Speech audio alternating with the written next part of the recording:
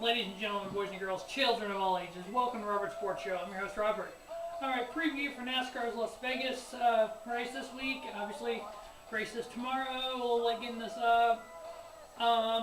So we're going to preview the 7 drivers I'm following, kind of what they've done at Las Vegas, where they're at in the points, etc., etc. Alright, first off, Jeff Gordon, who finished 41st at Atlanta last week, which is kind of ironic how he crashed out of the Atlanta race, and his very first Atlanta race, which was 1992 Hooters 500, he also crashed out of.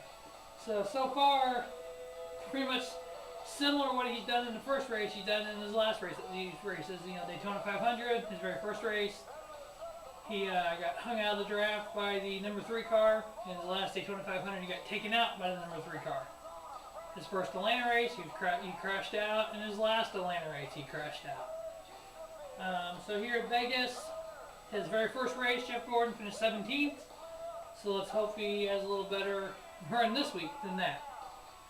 Jeff Gordon, 2001 Las Vegas winner. He has an average start of 13.7 in 17 races, and he's got an average finish of 15. Number 4, Kevin Harvick. He finished second last week. That's his second place finish so far. He is currently third in the chase, 2 points out of the lead. He has an average of 20.7 start at Vegas in 14 races, and a finish of 14.7. Austin Dillon, the number 3 car, finished 39 in Atlanta. He's only raced 2 races at Las Vegas. He has an average start of 15.5 and an average finish of 18.5. Greg Biffle finished 25th at Atlanta. Has an average start in 9 races at Vegas of 10.1 and an average finish of 14.5. Eric Almirola finished in 11th at Atlanta. I believe his second top 15 finish of the year. Has an average start in 6 races at Vegas of 26.3. And an average finish of 31.3, which I think he's doing better in the last couple of years. I think he'll improve on that. Clint Boyer finished 24th at Atlanta. In 9 races at Vegas, he's averaged 16.1 starting and 17.8 finishing. Carl Edwards, who's a 2-time Las Vegas winner, finished 12th at the Atlanta race, has an average start of 13.5, and has an average finish of 9.2. For more than 1 race started, he actually has the second tie for the best record, best average finish at Vegas. The best average finish at Vegas is Ron Hornaday, who raced 1 race, finished 9th. Jimmy Johnson, who's a 4-time winner, and Carl Edwards, who's a 2-time winner, both have an average finish of 9.2. Carl's 2 wins was the 2008 and the 2011 Las Vegas races. Currently in the Sprint Cup standings, obviously Joe Logano with his Daytona 500 win is leading. Second place is Jimmy Johnson with his Atlanta win. Kevin Harvick is third with 2 second-place finishes. 16th and final chase spot currently is held by Danica Patrick. Paul Menard is 17th, 1 point behind, and Matt Kenseth is 18th, 2 points behind. Obviously the Jeff Gordons of the world, the Tony Stewarts, these guys aren't even in the chase hunt right now. Obviously, as these 25 races go on, before the 26 races go on, before we get to Richmond, the Tony Stewarts and Jeff Gordons of the world will be right there. Obviously, you're not going to have all 26 different winners this year. So obviously, by winning a race, you position yourself to a pretty good shot, 70-75% shot at making the chase. So obviously Joe Logano with his win at Daytona, Jimmy Johnson with his win at Atlanta, and whoever wins Vegas, if it be one of those 2 or be somebody else. Obviously Carl Edwards running good in the Toyotas, but as you've seen in Atlanta, Henry Motorsports and their 1.5-mile program is just phenomenal right now. Obviously with the changes this year to the car, and what they've done with taking power away, giving more downforce, and making a bigger spoiler in the rear, you kind of really see what Henry Motorsports can do, what they've done in the past. Obviously, I've said there's 4 drivers that I really don't care for. Kyle Busch, Kyle Busch, Denny Hamlin, Joey Logano, and Brad Keselowski. You see these guys in interviews and stuff, and they're just so cocky's probably the right word. They seem like they have a chip on their shoulder, and they've never won a championship. So I'm sorry you can't be that cocky. You know, obviously Kyle Busch has won a ton of races in his career in the Busch Series and Truck Series, not so much in the Cup Series. You know, Denny Hamlin, yeah, he was the Final Four for the Chase last year after missing a race, which, you know, I'll see in the video last year. You see my problem with that one. Joey Logano just came up with such hype and hasn't lived up to it yet. You know, he came up to 18-year-old, supposed to be the next, next thing, and hasn't lived up to it at all in 6 years. Brad Keselowski, yeah, he's won a championship, but he's just a cocky SOB who I just don't like him, never have. I'm glad he got the championship for Penske, but for him, I don't care. Something that Denny Hamlin did at the last race, he got involved in an accident, and he said this is what happened. When you watch the video of what actually happened, from what he said to what happened, it made no sense. He said that, and I'll play it for you in just a second. He said that when he ran up on the 19 and had to get out of it before he ran him over, and that he got next to the 4, and the 4 took air off his spoiler and turned it. The 4 had gone past him when his accident happened, and there was nobody around him, and he just straight up lost it.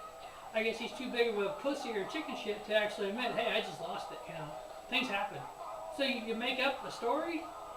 So maybe you guys take a look at it, what he said, and then to look at the wreck, and then again what he said. You can make your own mind up. Take a look at this. Jamie. And Denny Hamlin is out of the car. Looks like you lost it all by yourself. What did you feel?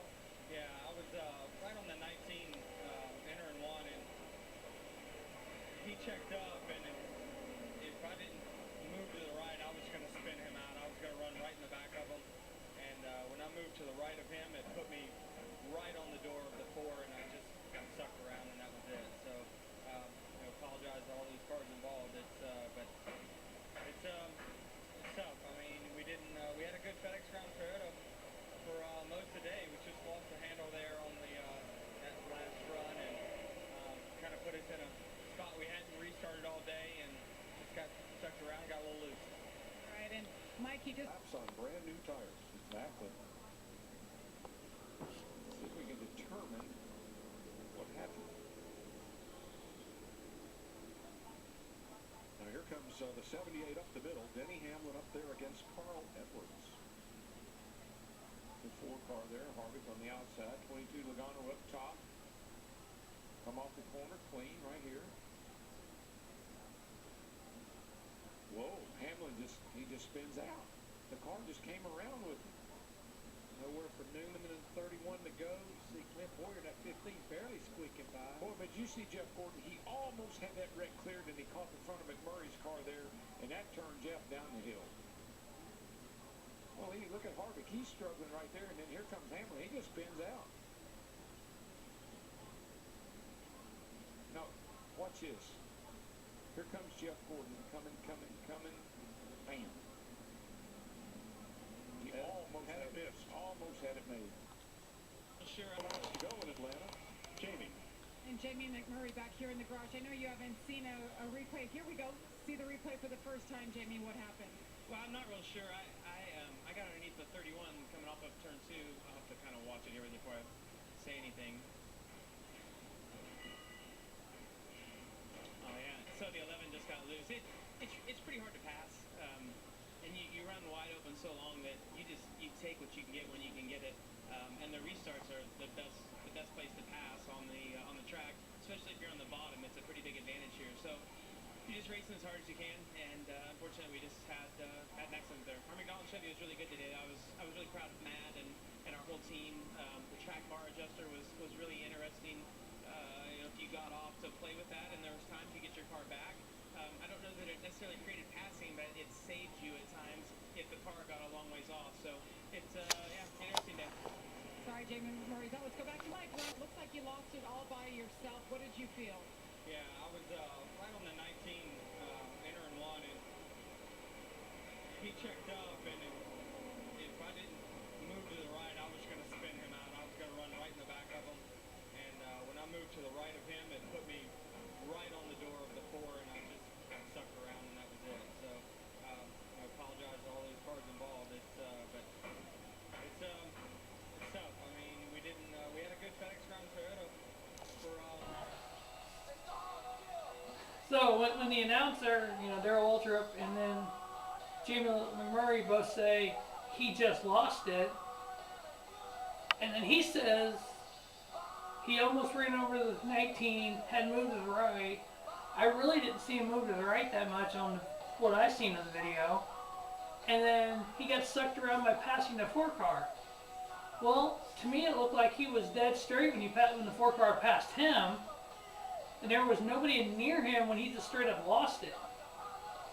So, yeah, another guy who just can't tell the truth and just, line SOB and takes out, Jeff Gordon, takes out Jamie McMurray, just innocent bystanders, takes out, got Jeff Burton damage for what? Because he can't drive, he just loses it? No wonder what Danica Patrick said Daytona is true. Obviously, anytime anybody gets around Denny Hamlin, he crashes. So, anyway, that will wrap up the preview for the NASCAR Las Vegas race and the review of the Atlanta race.